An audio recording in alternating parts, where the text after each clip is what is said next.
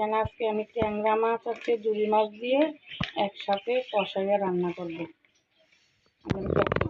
পরিমাণ মতন তেল দিলাম, বলে তারপরে পেঁয়াজ দেবো। পেঁয়াজ দিয়ে দিলাম, তেল গরম আছে, পেঁয়াজ দিয়ে দিলাম। পেঁয়াজ দিয়ে লাড়ালাড়ি করে একটু পেঁয়াজটা বাদামি কালার হইলে এরপরে এক এক করে মশলা দিয়ে দেবো। নরম হয়ে গেছে, আমি এক এক করে আমি মশলা দিয়ে দেবো। পেঁয়াজ বাড়া, রসুন বাড়া, রসুন বাড়া, আদা বাটা দিয়ে অনেকক্ষণ একটু কষাতে হইব। কাঁচা গন্ধটা যাওয়ার দেবো, আদা রসুনের কাঁচা গন্ধটা যাওয়ার দেবো, একটু ভালো করে কষাতে হবে। এবার এক এক করে মরিচ দিয়ে দেবো। 1 চামচ ধনিয়ার গুঁড়ো,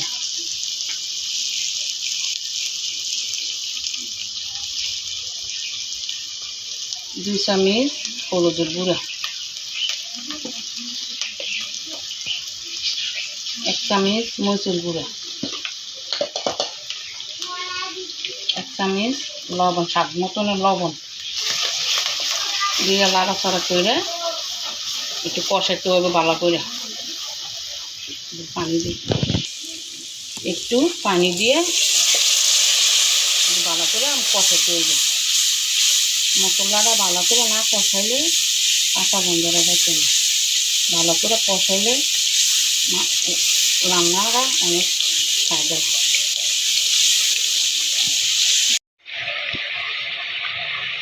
2 মিনিট ঢাকনা দিয়ে রাখি, উপরে তেলটা বাসলে মাছটি দিয়ে দেবে। তেলটা উপরে বাসে উঠছে, আমার মশলাটা কষানি হয়ে গেছে। এবার মাছটি দিয়ে দেব।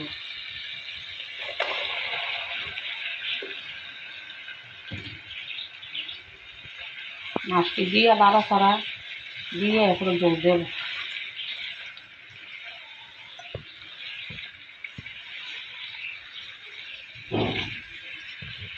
2 মিনিট ঢাকনা দিয়ে রাখি, লাড়া দিয়ে দেব। আমার এক আপা বলছে আমি মুখ দিয়ে বয়স দিতাম, এই আপার রিকোয়েস্টে আমি রাখলাম। আজকে আমি মুখ দিয়ে সব কটিয়েছি, বস দিতেছি। এবার পরিমাণ মতনে জল দিয়ে দেব। জল দিয়ে একটু লাড়াচাড়া দিয়ে দেব।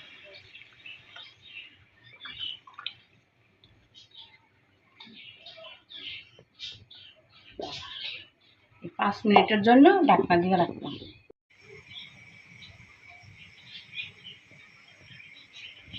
5 মিনিট পরে ঢাকনা তুলে কাঁচামরিচ দিয়ে দিলাম। আপনারা কে কেমনে রান্না করেন এটা তো আমি জানি না। আমরা 5 মিশিলা মাছ এইভাবে রান্না করি। আপনারা যদি রান্না ভালো লাগে কমেন্ট করে শেয়ার করে। এবার দিয়ে দিতেছি ধনিয়া পাতা।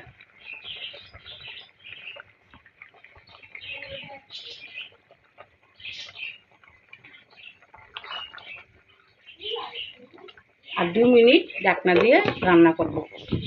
এগুলো একটু বেশি লবণ হচ্ছে কিনা। আপনারা কীভাবে রান্না করেন আমি তো জানি না। আমরা এইভাবে রান্না করি, 5 মিশিলি মাছ এইভাবে রান্না করি। আপনাদের কাছে কীরকম হয়েছে কমেন্ট করে জানাবেন। আমার রান্না শেষ, আমি পরিবেশন করে দেখাবো। আমি যেন রান্না করছি 5 মিশিলি মাছ। আপনারা কীভাবে রান্না করেন আমরা এভাবে রান্না করে খাই, আমার কাছে ভালো লাগে। আপনারা কার কাছে কীরকম লাগে এটা তো আমি জানি না, আপনি কমেন্ট করে জানাবেন। দেখেন বন্ধুরা কেমন হয়েছে, আপনারা কমেন্ট করে আমাকে জানাবেন আমার রান্না কেমন হয়েছে।